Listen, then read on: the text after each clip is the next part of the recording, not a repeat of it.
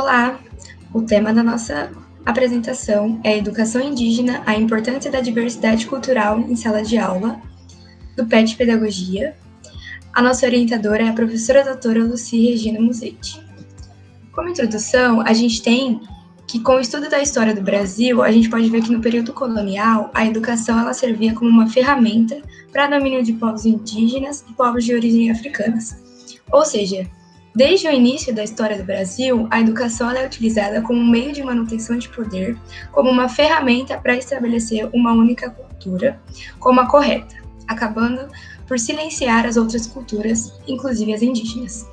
Na tentativa de parar com a ideia de uma educação tradicional que valoriza a cultura dominante, foi implementada a Lei 11.645, em 2008, que inclui no currículo oficial da rede de ensino a obrigatoriedade da temática História e Cultura Afro-Brasileira e Indígena, com o objetivo de contemplar a diversidade cultural e étnica do Brasil. Contudo, essa lei ela não estipula conteúdos específicos nem formas de trabalhar eles nas escolas, sendo a cultura indígena vista somente da perspectiva de como um folclore ou como uma cultura de segunda categoria.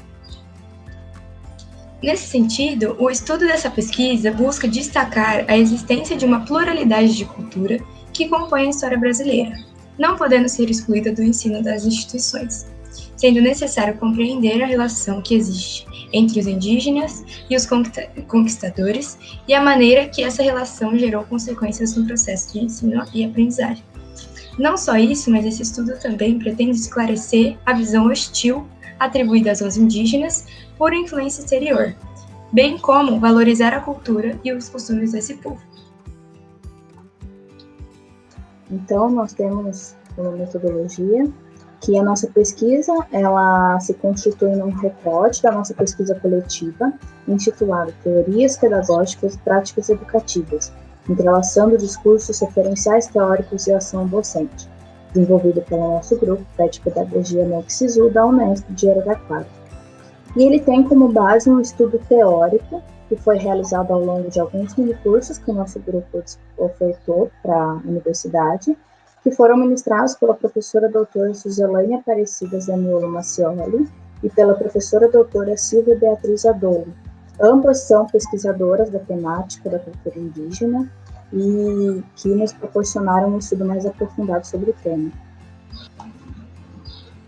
As referências que nós utilizamos foram indicadas também por essas pesquisadoras, que abordaram os aspectos como historicidade, os currículos escolares e os jogos e brincadeiras que podem auxiliar na aprendizagem da diversidade étnica e cultural, buscando o reconhecimento dessa identidade.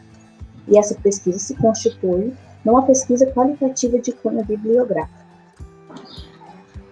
Alguns resultados que obtivemos e discussões que essa pesquisa nos proporcionou é que a educação é imprescindível para o processo de formação histórica, política e cultural e deve contemplar as diversidades.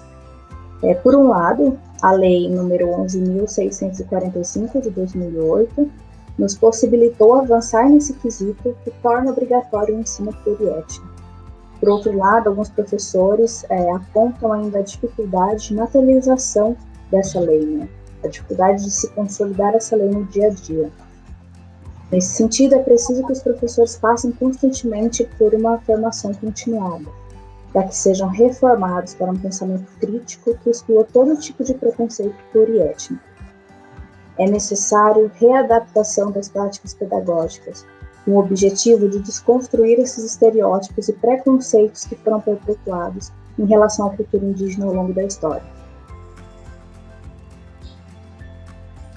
Portanto, é responsabilidade de todos criar, conservar, transmitir e repassar, através de suas instituições educacionais, seu núcleo cultural e seus determinantes institucionais de sustentação. Compreendemos que, desde cedo, as crianças têm acesso a figuras mitificadas e não reais de culturas que não são suas. O povo indígena, por exemplo, por vezes é retratado por pessoas que vivem nuas, em ocas e só aparecem com cocares, arcos e flechas nas figuras de livros didáticos. As instituições escolares têm como responsabilidade ensinar as crianças, desde a mais tenra idade, a conhecer, compreender e respeitar as diferentes culturas.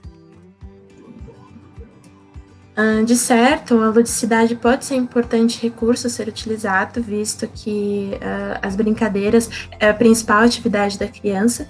Então, para elucidar, podemos citar alguns jogos como a peteca, corrida do saci, peão, jogos com flecha e a onça danada, em que a criança fica presa no centro e tem que escapar, entre outras brincadeiras.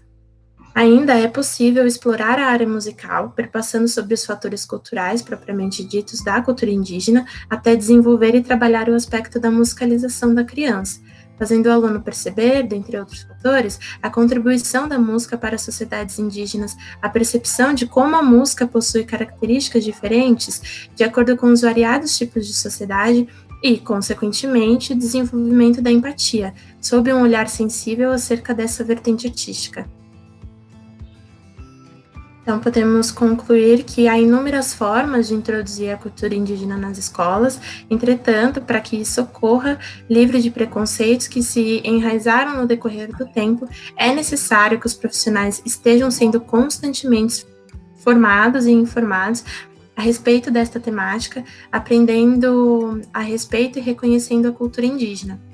Em suma, para superar o domínio social imposto por meio da educação, é necessário dar condições para que a Lei 11.645 de 2008 aconteça de fato nas escolas.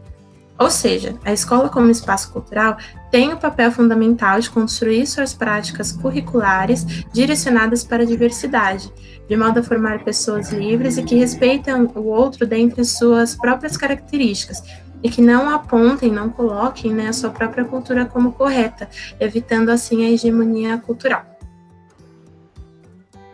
Para finalizar, a gente trouxe uma reflexão, que é: se a escola reflete o modelo social no qual está inserida, isso significa que nela também estão presentes práticas das desigualdades sociais, raciais, culturais e econômicas a que determinados grupos. A vivência da diversidade étnico-racial no espaço escolar exige que professores e gestores da educação concebam a escola como um campo de lutas e a pedagogia uma forma de política cultural voltada para um projeto de cidadania, democracia e emancipação.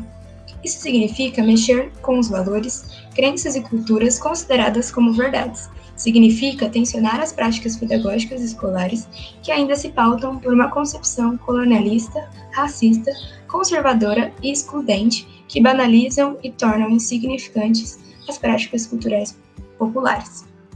Então, a educação, ela tem um papel importante nos processos de formação histórica, política e cultural, e que a gente tem que refletir sobre como essas escolas elas vêm atuando quanto ao ensino dessas culturas. Até porque a maior parte dos indivíduos acontece no ambiente escolar. Então, eles precisam conhecer, sim, outras culturas e, antes de tudo, aprender a respeitar essas diferentes culturas que existem e não colocar a sua cultura como única e exclusiva. Essas são as nossas bibliografias e a gente deixa aqui o nosso muito obrigada.